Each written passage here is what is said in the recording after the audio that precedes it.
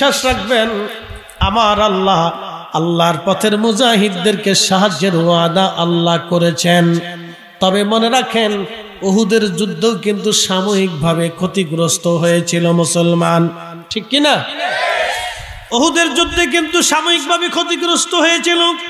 হুনাইনের যুদ্ধ মুসলমান সাময়িকভাবে ক্ষতিগ্রস্ত হয়েছিল, কিন্তু বিজয় হয়েছিল দীর্ঘ। অতএব গাজার মুসলমান যদিও সাময়িকভাবে ক্ষতিগ্রস্ত হচ্ছে, আরব বিশ্বের যারা লিডার আছে, লিডারদের বেঈমানি করার কারণে, ঠিক কিনা? হযরতে উযাইর আলাইহিস সালামের জামানাতে বাখতে নসর বাইতুল আকসা আক্রমণ করলো, মুসলমানদেরকে হত্যা করে বাইতুল আকসা বিরান ভূমি করে দিল, লাশের পল্লাশ। এমন কোনো বাড়ি ছিল না বাইতুল আকসার আশেপাশে, এমন কোনো বাড়ি ছিল না। এই গাজা বলেন এই আপনার যত শহর আছে বাইতুল আকসার আশেপাশে, সব ফিলিস্তিনিদেরকে হত্যা করে প্রত্যেকটা বাড়ি ঘরে আগুন লাগায় মিসমার করে দিল। আল্লাহ উযাইরকে বলেন, উযাইর তুমি বাইতুল আকসা একটু ঘুরে দেখে আসো, বাইতুল আকসার হালত কি। সাইয়েদনা উযাইর আলাইহিস সালাতু ওয়াস সালাম বাইতুল আকসায় আসলেন। আসার পরে দেখলেন পৃথিবী জোড়া বাদশা বখতে নসর, এই কাফের বাদশা বাইতুল আকসার একটা ঘরও সে আর জিন্দা রাখে নাই। এমনকি বাইতুল আকসাতে একটা মানুষ পর্যন্ত জিন্দা নাই। বাইতুল আকসাতে দাঁড়ায় আজান দেওয়ার মতো কোনো মুসলমান জীবিত নাই। কি বুঝতেছেন আপনি? এখনো তো বাইতুল আকসা ইসরাইল দখল করে পুরোটা নিতে পারে নাই।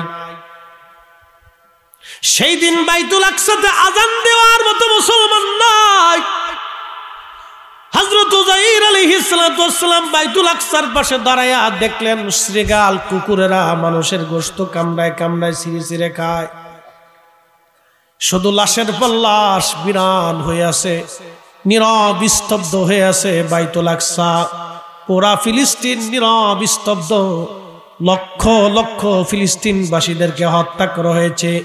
একবারে শিশু থেকে বৃদ্ধ পর্যন্ত কাউকে বখতে নসর জিন্দা রেখেছিল না। ইমাম ইবনে কাসির আল বাদার মধ্যে লেখেন, তখনই আমার রব আমার আল্লাহ বললেন, উযাইর তুমি দেখো বাইতুল আকসার হালত। উযাইর আলাইহিস সালাম গেলেন তার একটা গাধা নিয়ে, সাথে ছিল গাধা, নিয়ে গেলেন আঙ্গুরের রস আর কয়েকটা রুটি আর পানি। আঙ্গুরের রস দিয়ে রুটি দিয়ে খাবেন এবং সাথে ছিল পানি। এই খাবার নিয়ে উযাইর আলাইহিস সালাম হেঁটে হেঁটে বাইতুল আকসায় গেলেন। যাইয়া দেখলেন শুধু লাশ আর লাশ, কবর দেওয়ার মতো কোনো মানুষ নাই। আজকে ফিলিস্তিনের গাজা কবর দেওয়ার মতো পরিস্থিতিও হারিয়ে গেছে। এটা অটোমেটিক গোরস্থান হয়ে গেছে ফিলিস্তিনের গাজা। ভাববেন না গাজা নিশ্চিহ্ন হয়ে গেছে। আমি আবারও বলি, উম্মতের বেঈমানি করার জন্য গাজার এই অবস্থা হয়েছে। তবে আবার গাজাবাসী ঘুরে দাঁড়াবে, গাজায় আবার প্রাণের সঞ্চার হবে। এই গাজা এই ফিলিস্তিনের মুসলমান নাই বাইতুল আকসা নিবে। শুধু সময়ের ব্যবধান। হাজিরিন, সাইয়েদুনা উযাইর আলাইহিস সালাতু ওয়াস সালাম গাজায় উপস্থিত হইয়া, ফিলিস্তিনে উপস্থিত হয়ে দেখলেন লক্ষ লক্ষ লাশ পড়ে আছে, কবর দেওয়ার মতো কোনো মানুষ নাই। উযাইর ডাক ডাকে, ইয়া রব, এই সুন্দর শহর একেবারে বিরান ভূমি করে দেয়া হয়েছে। এমন একটা বাড়ি পর্যন্ত জিন্দা রাখা হয় নাই। প্রত্যেকটা বাড়ি আগুন দিয়ে পুড়িয়ে ধ্বংস করে দেওয়া হয়েছে। প্রত্যেকটা মানব সন্তানকে হত্যা করা হয়েছে। শিশু বাচ্চা থেকে বৃদ্ধ পর্যন্ত কাউকে জীবিত রাখা হয় নাই। আল্লাহ, এত সুন্দর একটা শহর একেবারে মিসমার হয়ে গেল। আল্লাহ, এই শহরটাকে আবার পুনরায় নির্মাণ করা সম্ভব? আল্লাহ রাব্বুল আলামিন উযাইর আলাইহিস সালামকে বলেন, দেখো উযাইর, আমি কেমনে আবার এই শহর পুনরায় নির্মাণ করি। উযাইর আলাইহিস সালাম পাশে একটা গাছ ছিল, গাছের সাথে তার গাধা বেঁধে ফেললেন। ওই গাছের নিচে চিন্তা করলেন একটু বিশ্রাম করি আমি, তারপরে আমি বের হয়ে রওনা হয়ে চলে যাব। যেতে বিরান ভূমি হয়ে গেছে। নবী উজাইর আলাইহিস সালাতু ওয়াস সালাম গাছের নিচে বসলেন। হঠাৎ করে সকালবেলা ছিল, সেই সময়টা ছিল সকালবেলা। নবী উজাইর আলাইহিস সালাতু ওয়াস সালাম বসে পড়লেন। বসার সঙ্গে সঙ্গে তন্দ্র এসে গেল, ঘুম এসে গেল। ঘুম আসার সঙ্গে সঙ্গে উজাইর আলাইহিস সালাম ঘুমিয়ে পড়লেন। তার মানে ঘুমান নাই, আমার রব আমার আল্লাহ তার পবিত্র রুহু মুবারক আল্লাহ নিয়ে চলে গেলেন। একসাথে বলেন আল্লাহু আকবার। ইন্নামা ইযা আরাদা শাইআন আইয়াকুলা লাহু কুন ফায়াকুন। আল্লাহর যখন কোনো কিছু সৃষ্টি করার ইচ্ছা হয়, শুধু বলেন কুন, হয়ে যাও, ফায়াকুন, সাথে সাথে হয়ে যায়। উজাইর আলাইহিস সালাম ঘুমান নাই, শুধু আল্লাহ তার পবিত্র রূহ মুবারক ঘুমের মধ্যে নিয়ে চলে গেলেন। এই জন্য ঘুমটাকে আমার রব বলেছেন মৃত্যুর মতো ঘুম। মৃত্যু ঘুম, মানুষ যখন ঘুমায় তখন তার রুহুটাকে আমার আল্লাহ নিয়ে চলে যান। আর আজিমের নিচে রুহটা অবস্থান করতে থাকে। কোন বর্ণনে আসছে শূন্যের উপরে রুহুটাকে আল্লাহ নিয়ে চলে যান। শূন্যের উপর থেকে রুহুটা বান্দার বডিতে কাজ করে। এই জন্য ঘুমন্ত মানুষকে হঠাৎ করে ডাক দিবেন না। ঘুমন্ত মানুষ হঠাৎ করে ডাক দিলে দেখবেন সে হতবিহ্বল হয়ে যায়, ডানে বামে সামনে পিছনে খুঁজে পায় না। শরীর কাঁপতে থাকে, ঘাম আসতে থাকে। এই হৃদয়টা হাঁটতে, তার হার্টবিট বেড়ে যায়, ধম ধম ধম ধম আওয়াজ হতে থাকে। ঘুমন্ত মানুষকে হঠাৎ করে ডাক দিবেন না, কারণ তার রুহুটাকে আল্লাহর শূন্যে নিয়ে চলে যায়। ধীরে ধীরে ডাক দিলে রুহুটা তার বডির মধ্যে প্রবেশ করে স্থান মানে স্থির হওয়ার পরে তার ঘুম ভাঙলে আর অসুবিধা হয় না। এই জন্য ঘুমন্ত মানুষকে হঠাৎ করে ডাক দিতে হয় না। নবীজি বলছেন ঘুমন্ত মানুষকে ধীরে ধীরে ডেকে উঠাও। উজাইর আলাইহিস সালাম ঘুমিয়ে পড়লেন। রূহ মুবারক নিয়ে চলে গেলেন আমার রব আমার আল্লাহ। নিয়ে চলে যাওয়ার পরে উজাইর আলাইহিস সালাম ওই অবস্থায় 1 আর 2 বছরও না, আমার আল্লাহ 100 বছর পর্যন্ত উজাইর আলাইহিস সালামকে ওই অবস্থায় রাখলেন, গাছের নিচে বসাইয়া মৃত অবস্থায়। নাচতে হয়ে গেছে সুবহানাল্লাহ। কত বছর? একসাথে বলেন কত বছর? বাইতুল আকসা আমার 100 বছর পরে জীবন্ত করতে চাল্লা। কত বছর? গাজা কি শেষ? বাইতুল আকসা শেষ? না না, একসাথে বলেন, বিশ্বাস আছে গাজা শেষ, আবার জিন্দা হবে। ঠিক কি না? আবার কি হবে? জিন্দা হবে। আল্লাহ জিন্দা করবে, আল্লাহর ওয়াদা। কার ওয়াদা? আল্লাহ জমিনের মুসলমানদেরকে বিজিত রাখবে। আল্লাহর রাসূল বলেছেন কিয়ামত পর্যন্ত এই জমিনের মুসলমানদেরকে আল্লাহ বিজিত করে রাখবে। আল্লাহর ওয়াদা, আল্লাহ জিন্দা করে রাখবে, আল্লাহর ওয়াদা। লা তাবদীলা কালিমাতিল্লাহ, আল্লাহর কালামের কোনো নিঃশেষ নেই, পরিবর্তন নেই, পরিবর্তন নেই। ইন্নাকা লা তুখলিফুল মিআদ, রব যাহা ওয়াদা করেছে তাই হবে। আল্লাহ যাহা ওয়াদা করেছে তাই হবে। অবশ্যই গাজা ঘুরে দাঁড়াবে, আল্লাহ ঘুরে দাঁড়া করাবে। আল্লাহ কবুল করুক, বলেন আমিন। প্রিয় সিলেটবাসী মনোযোগ দিবেন। সাইয়েদুনা উজাইর আলাইহিস সালাতু ওয়াস সালাম ঘুমের মধ্যে চলে গেল 100 বছর। সুবহানাল্লাহ জোরে বলবেন। কত বছর? 100 বছর পার হয়ে গেল। দেখেন ফিলিস্তিন, গাজা, ফিলিস্তিনকে বাইতুল আকসাকে আল্লাহ আবার কিভাবে জিন্দা বানায়। উজাইর আলাইহিস সালাম ঘুমিয়ে পড়লেন। ঘুমানোর মধ্যে আল্লাহ রুহু নিয়ে, রুহু মুবারক নিয়ে চলে গেলেন। নবী উজাইর আলাইহিস সালাতু ওয়াস সালাম গাছের নিচে 1-2 বছরও না, 100 বছর পর্যন্ত আমার রব আমার আল্লাহ তার ওই অবস্থায় মৃত অবস্থায় রাখলেন। 100 বছর পরে যখন আল্লাহ রুহু ফেরত দিলেন তখন ছিল বিকেল বেলা। রুহু নিয়ে চলে গিয়েছিলেন সকাল বেলা, রুহু ফেরত দিলেন বিকেল বেলা। রুহু নিছেন কোন বেলা? সকাল বেলা। ফেরত দিছে কোন বেলা? বিকেল বেলা। আল্লাহ ডাক দিলেন উজাইর, ইয়া রাব্বি কত সময় পর্যন্ত তুমি গাছের নিচে? উজাইর আলাইহিস সালাম তো ঘুমাই পড়ছিল সকালবেলা, জেগে উঠলো কি বেলা? বিকেল বেলা। কিন্তু এর মাঝে কয়শো বছর? 100। একসাথে বলেন আল্লাহু আকবার। সে রব আসেনি? সেই বাইতুল আকসা আসেনি? সে রব আসেনি? সেই বাইতুল আকসা আসেনি?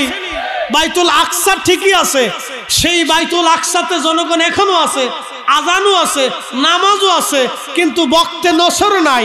বাইতুল আকসা থাকবে, গাজা থাকবে, আজান হবে, মুসলমান থাকবে, কিন্তু ইসরায়েল থাকবে না।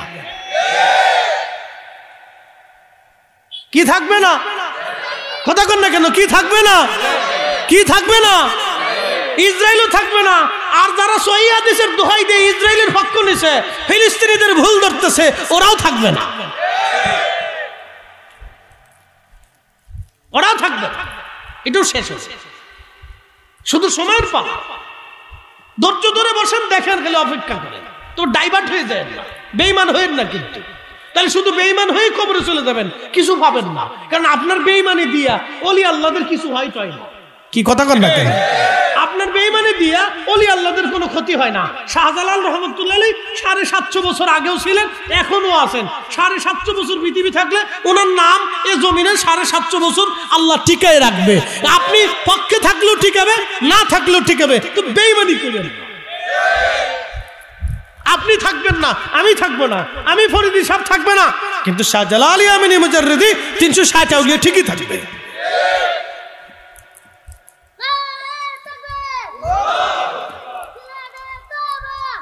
আর সিলেটের তলোয়ার না, শাহজালালের তলোয়ার। মারহাবা কা, অসুবিধা নেই।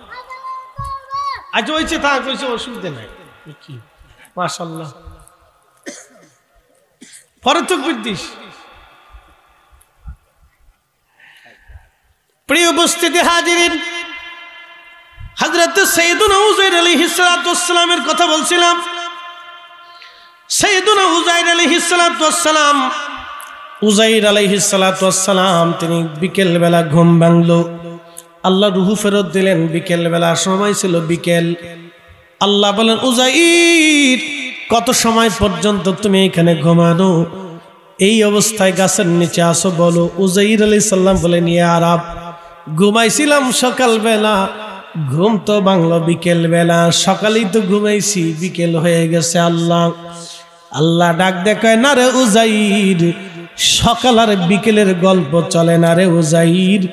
এর মাঝে আমি আল্লাহ 100 বছর পার করাইছি। কখনো তোমাকে যদি ভুলি, হেদায়েতের আলো জেলে নিয় কাছে তুলি। কখনো তোমাকে যদি ভুলি, হেদায়েতের আলো জেলে নিয় কাছে তুলি। ঠাহি দিও প্রিয়তম গো, ঠাহি দিও প্রিয়তম অগো মহিয়ান। তুমি রহমান, তুমি মেহেরবান। অন্ধ গাহে না শুধু তোমার গুণগান, অন্ধ গাহে না শুধু তোমার গুণগান। বুঝেও বুঝে না তবু শান। তুমি রহমান, তুমি মেহেরবান। আল্লাহুম্মা সাল্লি আলা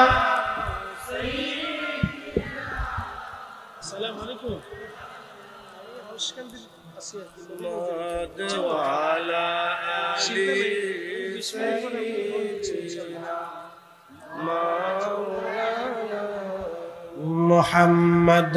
আল্লাহুম্মা সাল্লি আলা, মাশাআল্লাহ, আল্লাহু আকবার, মাওলানা মুহাম্মদ আলা আলি সাইয়্যিদিনা।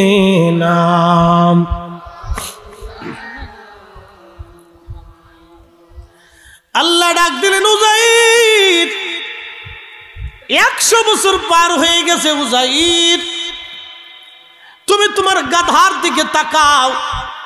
উযাইর আলাইহিস সালাম গাধার দিকে তাকায় দেখলেন গাধা নাই, এটা মরে একেবারে হাড় গোড় বের হয়ে শুধু হাড্ডি দেখা যায়। আল্লাহ বলেন উযাইর গাধার অবস্থা কি? বলে ইয়া রব শুধু হাড় আছে আর কিছুই নাই। উযাইর তুমি তোমার পানির দিকে তাকাও, পানির দিকে তাকায় দেখলো 100 বছর আগে পানি যেমন তেমন পানি আছে।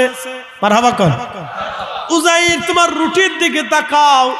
উযাইর আলাইহিস সালাম রুটির দিকে তাকায় দেখে 100 বছর আগে রুটি যেমন 100 বছর পরেও রুটি তেমনই আছে। সুবহানাল্লাহ কি বাজ্জা করেন আপনারা? হ্যালো উযাইর তুমি তোমার আঙ্গুরের রসের দিকে তাকাও। আঙ্গুরের রস কিসের রস? ফলের রস খাবে। মাংলি তো খায় না, খালি বিড়ি খায়।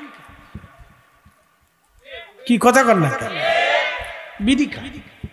এলে আবি যাবি খাবে না। বেডিরা খেজুর খাইতে বললে তা খাবে না, খালি ফুচকা খায়। হ্যাঁ ফুচকা, বিরাট মার্কেট ফুচকা। ফুচকালারা বিড়িতে গেলে খুব খুশি হয়। 4 প্লেটের থেকে 8 প্লেট খায়। ফুচকালা বাবি খান খান, আপা খান খান। আপা আপনাদের জন্য খুব টেস্টি করে বানাইছি, খুব যত্ন করে বানাইছি, আপা খান। পামফটি দিয়ে আপরে খালি ফুচকা খাওয়া। আঙ্গুরের রস তাকায় দেখো উযাইর আঙ্গুরের রস। উযাইর দেখে আঙ্গুরের রস যেমন তেমনই আছে, কোনো পরিবর্তন নাই। আল্লাহ ডাক দিলেন উযাইর বুঝলে তো 100 বছর পার হয়েছে, তুমি যাও 100 বছর আগে বাইতুল আকসা যেমন দেখছিলে এবার বাইতুল আকসায় ঘুরে দেখে আসো। আহা বলছি গাজা ফিরে আসবে, কোলাহল আবার আসবে, মুসলমান আসবে, গাজা ফিলিস্তিন ঠিকই থাকবে কিন্তু ইসরায়েল থাকবে না। বক্তে নসর আজকে নাই কিন্তু ফিলিস্তিন আছে 100 বছর পরে। আমার আল্লাহ ডাক দিলেন উযাইর এবার তুমি বাইতুল আকসা দেখে আসো। উযাইর আলাইহিস সালাতু ওয়াস সালাম বাইতুল আকসার সামনে দাঁড়ায়া আশ্চর্য হয়ে বলে ইয়া রব কি দেখাইলা তুমি আল্লাহ? 100 বছর আগে যে বিরান ভূমি দেখেছিলাম, লাশের শহর দেখেছিলাম, ধ্বংসস্তূপ দেখেছিলাম, আজকে এত সুন্দর শহর হয়ে গেছে, কোলাহল হয়েছে, আজানের ধ্বনি বেশি আসতেছে। আল্লাহ আল্লাহ বাইতুল আকসার দিকে মুসলমান ছুটাছুটি করতেছে। আল্লাহ ডাক দেখায় উযাইর দেখ আমি 100 বছর পরও বাইতুল আকসাকে জিন্দা করে দিয়েছি, আমি আল্লাহ কেমন পারি দেখো। চিৎকার মেরে জোরে বলেন না মারহাবা। প্রিয় উপস্থিতি, এই যে শহীদরাও মারা যাবে আমরাও মারা যাব, কিন্তু শহীদদের ব্যাপারে আল্লাহ কোরআনে বলে দিলেন বলেন তাকুদু লিমান ইয়াকতালু ফি সাবিলিল্লাহি আমাত।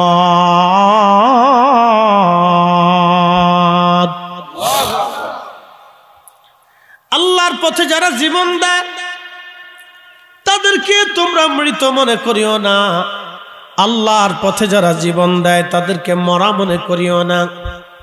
বাল আহইয়াউ ওয়ালাকিন লা তাশউরুন। আমার রব আমার আল্লাহ তার পবিত্র জবানে আল্লাহ বলতেছেন বাল আহইয়া, বরং তারা জিন্দা, বরং তারা জিন্দা। চিৎকার মেরে জোরে বলেন আল্লাহু আকবার। তারা কি? জিন্দা। প্রিয় উপস্থিতি, বলে আহইয়া তারা জিন্দা। আমরা এটা অনুধাবন করতে পারি না, আমরা সেটা বুঝতে পারি না তারা জিন্দা। হ্যাঁ আজকের এই মাহফিলে আমরা যারা বসে আছি আমরা কেউ দেখি না গোরস্থানের মাটির উপরে আমাদের পূর্বপুরুষদের রূহগুলি গোরস্থানের উপরে আজ এসে বসে আছে, দুয়ার প্রতীক্ষায় বসে আছে। দোয়ার আশায় তারা বসে আছে। আল্লামা ইমাম সাখাবী রহমাতুল্লাহ আলাইহি, আল্লামা ইমাম শামসুদ্দিন সাখাবী রহমাতুল্লাহ আলাইহি বহু বছর আগে একখানা কিতাব লিখেছেন আল কওলুল বাদি। আমার ঘরে আরবি ছাপাখানা আছে আল কওলুল বাদি। এর ভিতরে তিনি একটা ঘটনা লিপিবদ্ধ করেছেন। হযরতে হাসান বসরি রহমাতুল্লাহর জমানাতে এক মহিলা কানতে কানতে হাসান বসরি রহমাতুল্লাহর দরবারে আসছে।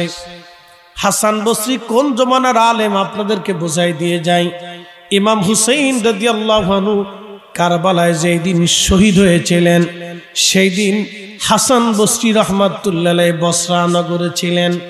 উনি হুসাইন রাদিয়াল্লাহু আনহুর জমানার মুসলমান, ওই জমানার মুহাদ্দিস, ওই জমানার ফকিহ, ওই জমানার মুফাসসির, ওই জমানার ওলি, ওই জমানার আলেম।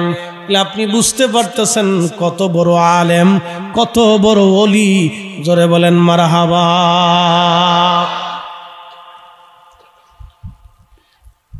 হযরত হাসান বসরি রাহমাতুল্লাহর কাছে আসছে। কাছে এসে মহিলাটা কাঁদতেছে।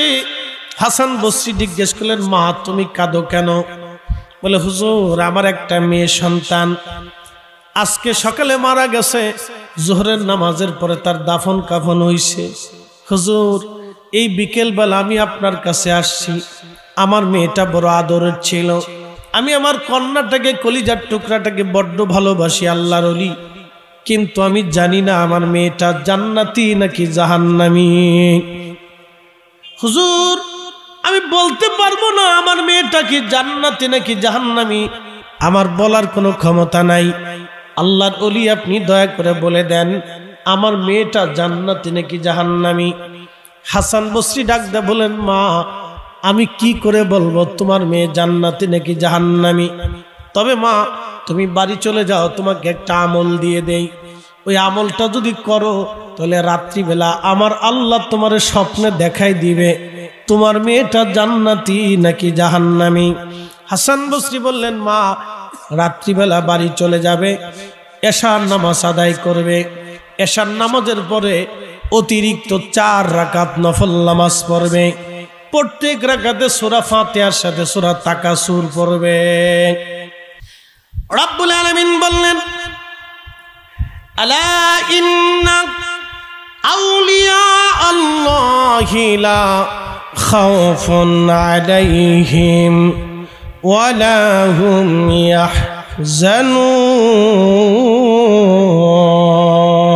ইয়াহজানুন। আচ্ছা বলেন তো আল্লাহ কি স্থায়ী না অস্থায়ী?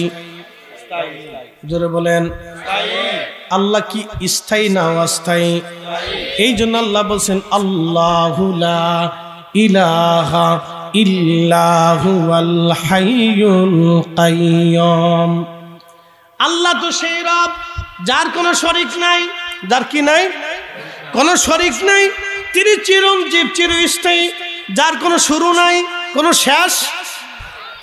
আলা ইন্না আউলিয়া আল্লাহি লা খাউফুন আলাইহিম ওয়ালা হুম ইয়াহজানুন।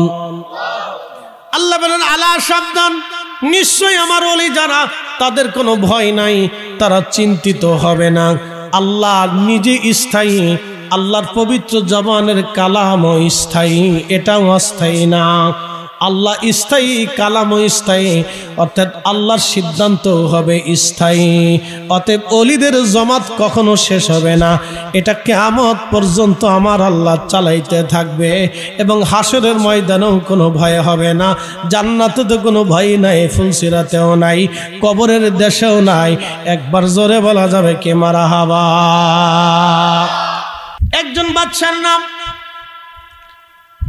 বাদশাহ যুলকারনাইন রাহিমাহুল্লাহ, আর একজন বাদশার নাম বাদশাহ সুলাইমান আলাইহিস সালাম।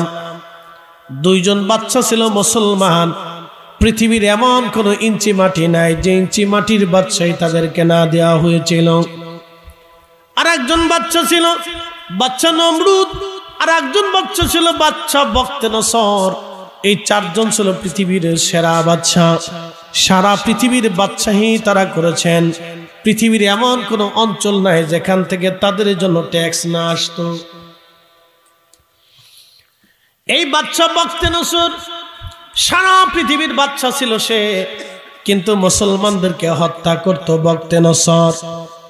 বক্তে নসরের জামানাতে বাইতুল আকসা বক্তে নসর দখল করে ফেললো। বাইতুল আকসার হাজার হাজার লক্ষ লক্ষ মানুষ হত্যা করল।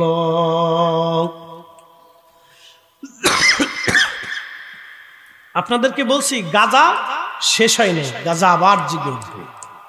আল্লাহু আকবার। না না, হ্যাঁ জোরে বলেন, জোরে বলেন। ইনশাআল্লাহ গাজা আবার কি হবে? জেগে উঠবে। গাজা জেগে উঠবে, ইসরায়েল ধ্বংস হবে, গাজা জেগে উঠবে। গাজা নিঃশেষ হয়নি, গাজা আবার জেগে উঠবে। হয়তো এই উম্মতের বেঈমানির কারণে গাজা হয়তো আজকের সাময়িক সময়ের জন্য কষ্ট পাচ্ছে। এই উম্মতের বেঈমানি, কথা বল না কেন? আরবের বেঈমানি। আজকের ওই যে লামাঝাবি এক মৌলবীর কথা শুনলাম, কেন আক্রমণ করতে গেছে? বাংলাদেশের এই পৃথিবীর যত লামাঝাবি আছে সব ফিলিস্তিনের জিহাদের বিরোধিতা করে। গাজা কি হবে? গাজা কি থাকবে? ফিলিস্তিন কি থাকবে? বক্তে নসর নাই, কিন্তু ফিলিস্তিন আছে, বাইতুল আকসা আছে। ইসরায়েল থাকবে না, কিন্তু বাইতুল আকসা ঠিকই থাকবে। কথা কর না কেন? বিশ্বাস আসেনি? একই রাখবে। আমি ইতিহাসের সত্যনিষ্ঠ নবী উজাইর আলাইহিস সালাতু ওয়াস সালামের জীবনী থেকে আপনাদেরকে শোনাইলাম।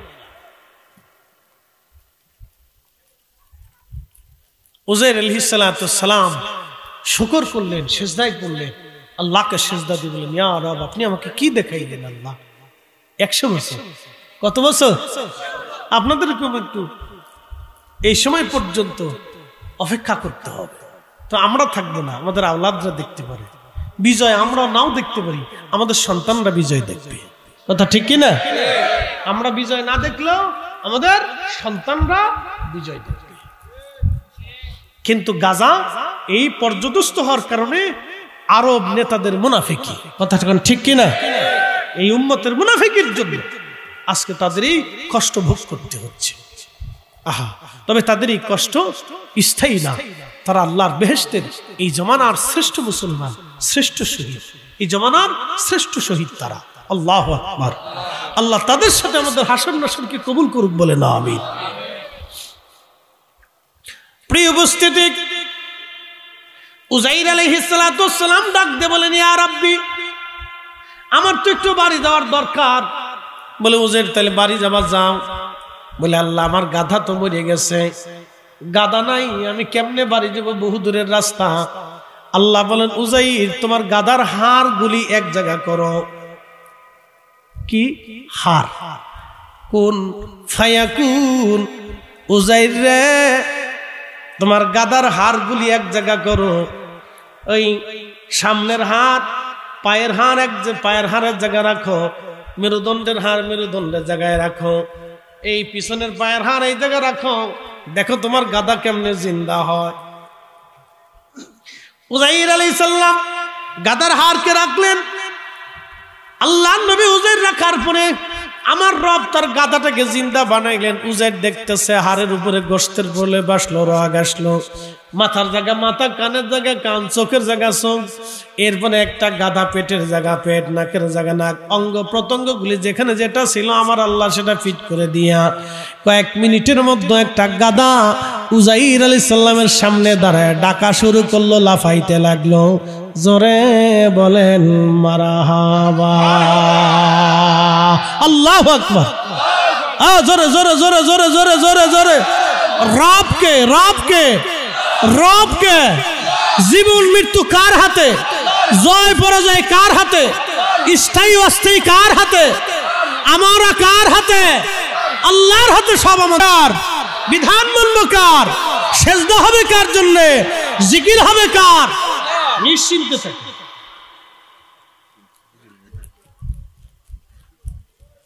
আহা, উজাইর আলাইহিস সালামের জিন্দেগি থেকে শুনাইলাম, লম্বার বারাক দোয়া হবে ইনশাআল্লাহ। যেহেতু এশারত, আমি এই একটা মধ্যবর্তী সময়ে আপনাদেরকে কিছু কথা শোনানোর চেষ্টা করছি। আল্লাহ শ্রোতা বক্তা সবাইকে এর উপরে একই ঈমান এবং আমল রাখার তৌফিক দান করুন, বলেন আমিন। প্রত্যেক রাকাতে সূরা ফাতিহার পরে কি পড়বে? সূরা তাকাসুর। শুনেন, ইলমে মারিফতের একটা বিদ্যা আছে।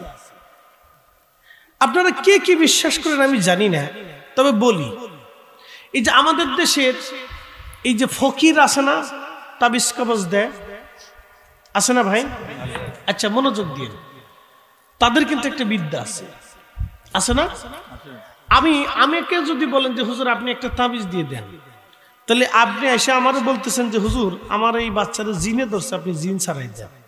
তা আমি যতই দোয়া পড়ি কিন্তু জিন যাবে না। জিন তাড়ানোর জন্য একটা পদ্ধতি আছে, একটা বিদ্যা আছে, একটা রুলস আছে। এই যে জিন ছাড়ানো, তদবির করা, এগুলির কিন্তু একটা বিদ্যা আছে। মারহাবা কর। আবার আমরা যে এই যে হাফেজ সাহেব, এরা যে বাচ্চাদেরকে কোরআন শরীফ শিখায়, মুখস্থ করায়, তারও কিন্তু একটা রুলস আছে। কি আছে না নাই? তাদের কিন্তু একটা রুলস আছে, একটা টাইম টেবল আছে, সময় আছে। এটা হুজুররা ভালো জানে, আবার যারা হাফেজ তারা ভালো জানে। তো দেখেন কারিয়ানা যারা শিখে, কারিয়ানা, তো কারিয়ানারও একটা মানে থিওরি আছে, একটা রুলস আছে। ওই রুলস অনুযায়ী তাকে কেরাত শিখতে হবে। আচ্ছা, উলুমুল হাদিস, হাদিস কিভাবে শিখতে হবে তারও কিন্তু একটা রুলস আছে। উলুমুল ফিকা কেমনে শিখবেন তার একটা রুলস আছে। উলুমুত তাফাসির, তাফসীর কিভাবে শিখবেন তার একটা রুলস আছে। মান্তিক কিভাবে শিখবেন তার একটা রুলস আছে। তারপরে ইলমুল ফারায়েজ, জমি জমা মাপে, আছে না নাই? ইলমুল ফারায়েজ এটাও হাদিসের একটা বিদ্যা। আপনি যদি আইসা আমার বলেন ফরিদ সাহেব আপনি তো খুব ওয়াজ ভালো করেন, তো জমি মাপে দেন। তো আমার সারাদিন পরেও আপনি বুঝাইলেও আমি জমি মাপতে পারতাম না। দেশে জমি মাপতে গেছি, আমিন রে বলি ভাই কেমনে কেমনে, হুজুর যতই চেষ্টা করেন তো কেমনে কেমনে কাজ হবে না, আমাদের সাথে থাকতে হবে, বুঝতে হবে, শিখতে হবে। তো আমি চিন্তা করলাম মাশাআল্লাহ এটাও একটা বিদ্যা। কি কথা ঠিক আছে না? আবার ওলি যারা আছে, আপনি চাইলে পানির উপর দিয়ে জায়নামাজ বিছাইতে পারবেন না। এই বিদ্যা শাহজালাল রহমতুল্লাহ ছিল। কি কথা কেন না কেন? এই বিদ্যা আল্লাহর ওলিদের ছিল, এই বিদ্যা ফুলতলির ছিল। কথা কেন ঠিক কিনা? এটা আপনি চাইলেই পারবেন না। এজন্য আমরা ওলিদেরকে ভালোবাসি, ওলিদের দলে থাকি, ওলিদের মতে থাকি, ওলিদের পথে থাকি। কারণ ওলি হইতে হলে আল্লাহকে খুশি করিয়া, আল্লাহ রসুলকে খুশি করে ওলি হইতে হয়। ঠিক কিনা?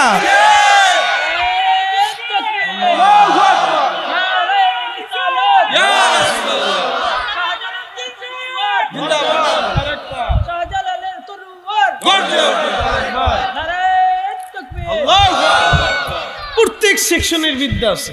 পদার্থবিদ্যা, রসায়ন বিদ্যা, পারমাণবিক বিদ্যা, চিকিৎসা বিদ্যা, অর্থনৈতিক বিদ্যা, রাষ্ট্রবিজ্ঞান বিদ্যা, এক এক সেকশনে এক এক ধরনের বিদ্যা আছে। তো সেকশন আলাদা। ড্রাইভারিং যারা করে, আপনি হঠাৎ করে যে ড্রাইভার জীবনে গাড়ি চালাইছে না, তারে কোন যে ভাই এটা গাড়ি চালাও, পারতো না। তার জন্য একটা বিদ্যার দরকার।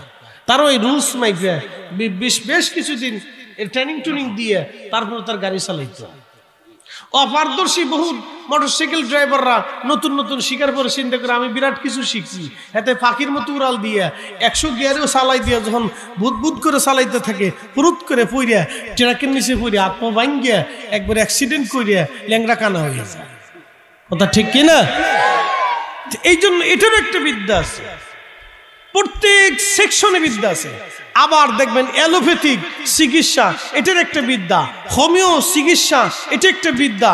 কবিরাজি চিকিৎসা, এটাও একটা বিদ্যা। কি কথা ঠিক আছে না? তিনটাই কিন্তু চিকিৎসা। তিনটাই কি চিকিৎসা? একই রোগ, জ্বর হইছে, হোমিওপ্যাথিকে গেলে এক ওষুধ, অ্যালোপ্যাথিকে গেলে আর এক ওষুধ, কবিরাজি গেলে আর এক ওষুধ। আবার যদি ফুটুতে আসেন তাহলে আর এক। আল্লাহু আকবার।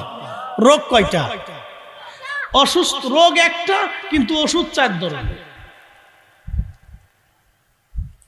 এই জন্য অনেকেই বলে যে এই সমস্ত মারেফত, শরীয়ত, তরিকত, পীর মুরিদি, এই যে তাসাউফ, এগুলো সব ভ্রান্ত মিথ্যা কথা। আমি বলি বেটা তোমার মাথার ভিতরে গোবর ঢুকছে। তোমার মাথার ভিতরে গোবর ঢুকছে, এই মাথাটারে সুন্দর করিয়া বুড়িগঙ্গার পানিতে ধৌত করার দরকার। বুড়িগঙ্গার পানিতে ধুইলে মাথার ভিতরে কিছু জ্ঞান ট্যান ঢুকতে পারে। আসলে এগুলি এক ধরনের অসুস্থতা ঢুকে গেছে আমাদের দেশে, ইসলামকে ধ্বংস করে দেওয়ার জন্য, যাতে আগামীর পৃথিবীতে অলি তৈরি না হয় সেই জন্য তারা অলির দরজা বন্ধ করে দেওয়ার জন্য এই আধুনিকতার নাম দিয়া ইসলাম বিক্রি করাইয়া আমাদের আহলে সুন্নাত ওয়াল জামাতকে ধ্বংস করে দেওয়ার জন্য তারা চেষ্টা করতেছে। তবে শুনে রাখেন, মনে রাখেন, আউলিয়া কিরামের জামাত আগেও ছিল, এখনো আছে, আগামী দিনেও থাকবে। যদি বিশ্বাস না করেন আমি আপনাদেরকে একটা পরিসংখ্যান দিয়ে বুঝাই। বুঝেন বাংলাদেশের বয়স কত? স্বাধীন বাংলাদেশের বয়স ৭১ সালে জন্ম হয়েছে। স্বাধীন বাংলাদেশ ৭১ সালে জন্ম হয়েছে। তার আগে কি ছিল? পাকিস্তান। আচ্ছা বলেন, পাকিস্তান আমলে এদেশে ওলি আল্লাহ ছিল কিনা? কথা কন না, বুঝেন না? আচ্ছা, পাকিস্তানের আগে এদেশে কি ছিল? ব্রিটিশ। ব্রিটিশদের শাসনের সময় এদেশে ওলি আল্লাহ ছিল কিনা? অলিদের জামাত ছিল কিনা? আচ্ছা, ব্রিটিশদের আগে নবাবী আমল ছিল, সিরাজউদ্দৌলার আমল, সেই সময় অলিদের জামাত ছিল কিনা? নবাবী আমলের আগে মুঘল ছিল, মুঘলদের সময় অলিদের জামাত ছিল কিনা? তার আগে সালতানাত ছিল, অলিদের জামাত ছিল কিনা? রাজা আসছে, মহারাজা আসছে, সাম্রাজ্য আসছে, আমির আসছে, ওমরা আসছে, ব্রিটিশ আসছে, নবাব আসছে, পাকিস্তান আসছে, বাংলাদেশ আসছে। এরপরে আবার কি হবে আমরা জানি না। বাংলাদেশ বড়ও হতে পারে, ছোটও হতে পারে, নাও হইতে পারে, স্বাধীনতা থাকতেও পারে, নাও থাকতে পারে। যেই সাম্রাজ্য আসুক, ভারত আসুক, আমেরিকা আসুক, বাংলাদেশ থাক আর না থাক, কমিউনিস্ট আসুক, যাই আসুক, বাংলাদেশে যতদিন ইসলাম ও মুসলমান থাকবে ততদিন অলিদের জামাত থাকবে, অলিদের জামাত টিকে থাকবে। এটা আমাদের ফয়সালা না, এটা আল্লাহর ওয়াদা। কার ওয়াদা? কার ওয়াদা? সাবধান, ভুলভাল শুনে আপনারা ডাইভার্ট হয়ে যান। কি কথা কন না কেন? ভুলভাল শুনে বুঝে আপনারা কিন্তু ডাইভার্ট হয়ে যান না। ভয় পেন না যে হাই হাই কি হয়ে গেল, কিচ্ছু হয়। কি কথা কন না কেন? কিচ্ছু হয় নাই, জোরে কন, কিচ্ছু। চেঙ্গিস খান 2 কোটি মুসলমান মারছে, তারপরেও কিচ্ছু হয় নাই। হালাকু খান ইরাকের বাগদাদে 3 দিনে 16 লক্ষ মুসলমান হত্যা করেছে, তারপরেও কিচ্ছু হয় নাই। চেঙ্গিস খান খাওয়ারিজমে 3 দিনে 12 লক্ষ মুসলমান উজবেকিস্তানে হত্যা করেছে, তারপরে অলিদের জামাত আছে। অলিদের জামাত চেঙ্গিস খান শেষ করতে পারে নাই, হালাকু খানও শেষ করতে পারে নাই, ফাতিমীয় সাম্রাজ্য শেষ করতে পারে নাই, এরপরে বহু পৃথিবীরাজে পারে নাই, গোবিন্দ পারে নাই, সম্রাট আকবরে পারে নাই। পৃথিবীতে আর কোন বাপের বেটা জন্ম হবে না, আউলিয়া কিরামের জামাতে দেশ থেকে নিঃশেষ করে দেবে। বিশ্বাস হয় আপনাদের? ফয়সালা কি আমাদের না আল্লাহর? যদি বিশ্বাস না করেন তাহলে একটা আয়াত থেকে আপনাদেরকে বুঝাই।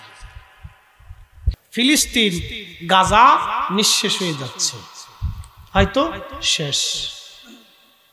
অনেকে ভাবতেছেন গাজা শেষ, আমি বলি না, গাজা শেষ হয় নাই, ইসরায়েল নিজেই শেষ। কি বিশ্বাস হয় না আপনাদের?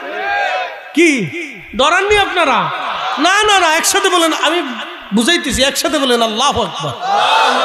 আরো জোরে বলেন, একসাথে বলেন, ইসরায়েল নিজে শেষ,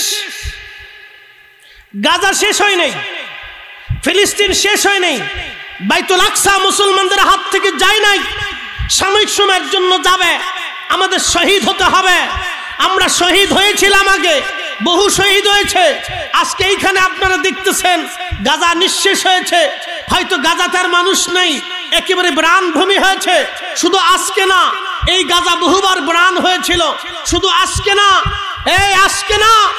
হযরত সুলতান গাজী সালামউদ্দিন আইয়ুবী রাহিমাহুল্লাহ যেই দিন গাজা, এই ফিলিস্তিন, বাইতুল আকসা খ্রিস্টানদের হাত থেকে দখল করে নিয়েছিলেন, তারও 100 বছর আগে এই ফিলিস্তিন, এই বাইতুল আকসা খ্রিস্টানেরা, ক্রুসেডাররা দখল করে নিয়েছিল। যেই দিন তারা দখল করেছিল, সেই দিনে তারা 3 দিনে এই ফিলিস্তিনে 1 লক্ষ মুসলমানকে জবাই করেছিল। এই 3 দিন পর্যন্ত ফিলিস্তিনের বাইতুল আকসা রক্তের নদী হয়েছিল। আজকে তো রক্ত তেমন কিছু দেখেন নাই। ৭৫ বছরে হয়তো ৬ মাস ধরে ১ বছরের যুদ্ধে হয়তো ৭৫,০০০ মুসলমান শহীদ হয়েছে, অথবা লক্ষাধিক ফিলিস্তিনি শহীদ হয়েছে। গাজা নিঃশেষ হয় নাই, গাজা জেগে উঠবে। মুসলমান নিঃশেষ হয় নাই, মুসলমান জেগে উঠবে। মুজাহিদরা নিঃশেষ হয় নাই, মুজাহিদরা জেগে উঠবে। ফিলিস্তিনিরা নিঃশেষ হয়ে যায় নাই, ফিলিস্তিনিরা জেগে উঠবে। ১০০ বছর পরও জেগে উঠবে, ১০০০ বছর পরও জেগে উঠবে। বাইতুল আকসা মুসলমানদের ছেলা আবার মুসলমানদের হবে। হাত উঁচু করে বলেন ঠিক না বেঠে?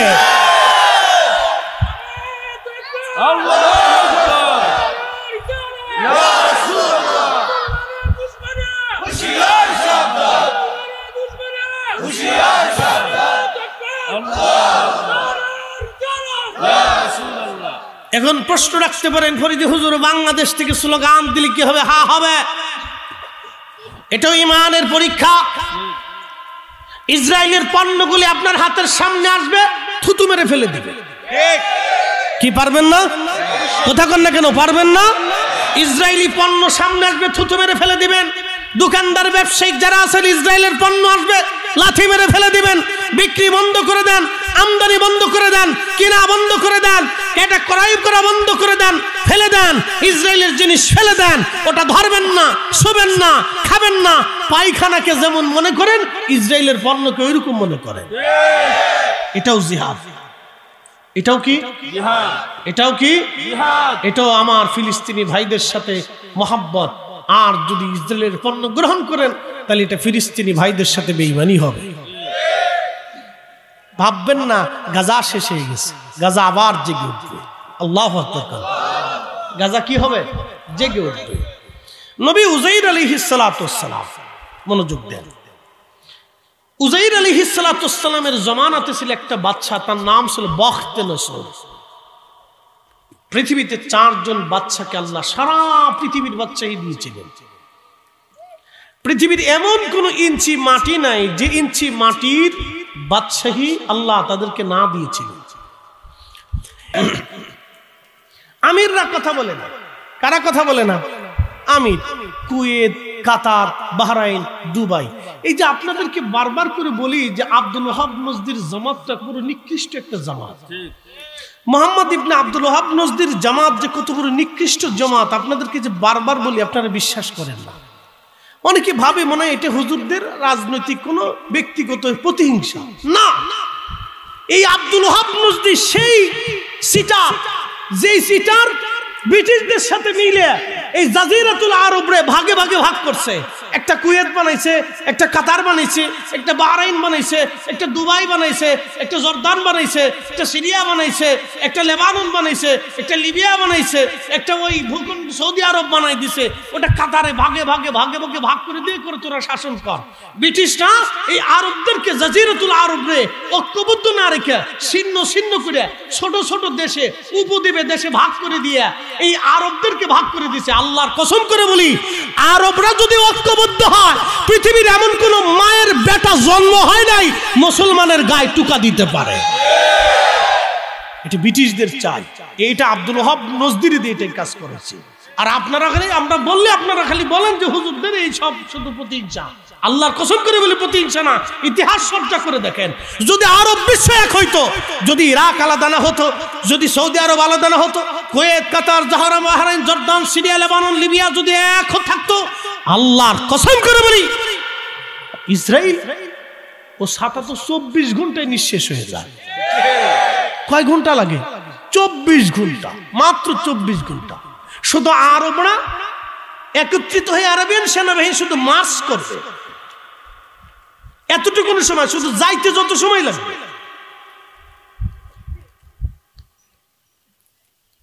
এটারই আব্দুল ওয়াহাব নজদি ভাগে ভাগে ভাগে ভাগে ভাগ করে দিয়ে ব্রিটিশটা ওরে দিয়ে ভাগ করাইছে। কি কি কথা কন না কেন? এখন প্রশাসন একটু দুর্বল হয়েছে। দুর্বল হওয়ার কারণে যে পরিমাণে ডাকাত বের হইছে, যে যারে আপনি জীবনে কল্পনা করেন না সেও ডাকাতি করার তোর জন্য বের হয়ে গেছে। হেঁটেও ডাকাতি করে। বাংলাদেশের কোন গ্রামে কারো বাড়ি যদি 10টা গরু থাকে, সে বেটা রাত্রে ঘুমাইতে পারে না, চোরের চিন্তায়। কি কথা কন নাকি? খারাপ কইছি আমি কি মিছা কথা বলতেছি? চোরের চিন্তায় ঘুমাইতে পারে না। যার একটা ভালো গরু আছে 2-2.5 লক্ষ টাকার গরু আছে, হে বেটা ঘুমাইতে পারে না, যে কোন সময় জানি চোর আসে। প্রশাসন একটু দুর্বল হওয়ার কারণে দেখেন বাংলাদেশের মানুষ কি পরিমাণে চোর হইছে, কি পরিমাণে ডাকাতি হইছে, রাস্তাঘাটে চলাটা ভয়ঙ্কর অবস্থা, চলাটাই ভয় করে যে কোন সময় ডাকাতি ধরে, কোন সময় না। যে আমরা তো অনেক বড় রিস্কের ভিতরে চলি, আল্লাহর সাহায্য ছাড়া কোনো সাহায্য নাই, আল্লাহর সাহায্য ছাড়া কোনো সাহায্য নাই। আমার আগে পরে বহু ডাকাতি দেখছি, এই কয়েক মাসের ভিতরে দিচ্ছে, আগে পরে আল্লাহ আমার ফেলাইছে না, আগে হয়েছে না পরে হয়েছে, আগে হয়েছে না পরে হয়েছে, ডাকাতি বহু দেখছি, রক্তাক্ত অবস্থায় দিচ্ছি, কঠিন পরিস্থিতিও দেখছি। প্রশাসন একটু দুর্বল হতে মানুষের চেহারা চেঞ্জ হয়ে গেছে। তা আমি চিন্তা করি মাঝে মধ্যে যে বাঙালিদের তো যুদ্ধ করার দরকার নাই, বাঙালিদের নিজেরা মরি শেষ হয়ে যাবে। যুদ্ধ যদি ধরেন মায়ানমারের সাথে যুদ্ধ লাগছে, ধরেন লেগে গেছে, যুদ্ধ লেগে গেল, তো যুদ্ধ তো বাঙালিকে যুদ্ধ করার দরকার নেই, তো বাঙালির নিজে মারবে। কারো হাতে অস্ত্র যদি চিন্তা করে কেউ আমার 3 দিন আগে থাপ্পড় দিছিল না, আজকে একটা মজা দিয়ে দিই, ঠুস করে বেরিয়ে দেবো, যা। কই আমার সে জমি নিয়ে ঝগড়া লাগছিল না, ওরে আর আজকে বাটাম চালান দিতেছি, যেহেতু মেশিন গান একটা পাইছি, তো আজ করে বাটাম চালান দিয়ে দিই। মোটামুটি এই করিয়া বাংলাদেশে কয়েক মানুষ মিনিমাম ওয়ালা আনি সাইয়্যিদিনা মুহাম্মদ আল্লাহুম্মা সাল্লি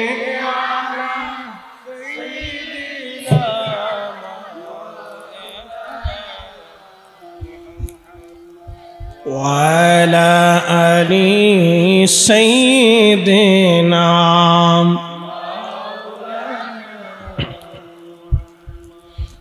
বাড়ি বাড়ি করো রে মন, এ বাড়ি ঘর তোমার নাম,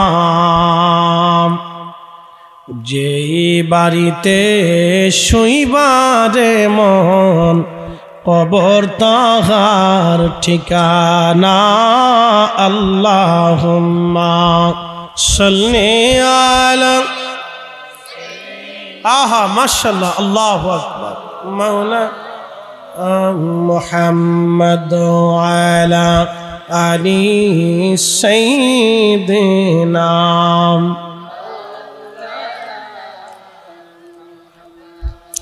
বলছিলাম গাজা আবার ঘুরে দাঁড়াবে,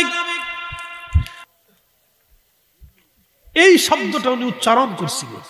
আল্লাহ, এই শহর কি আবার পুনরায় নির্মাণ করা সম্ভব?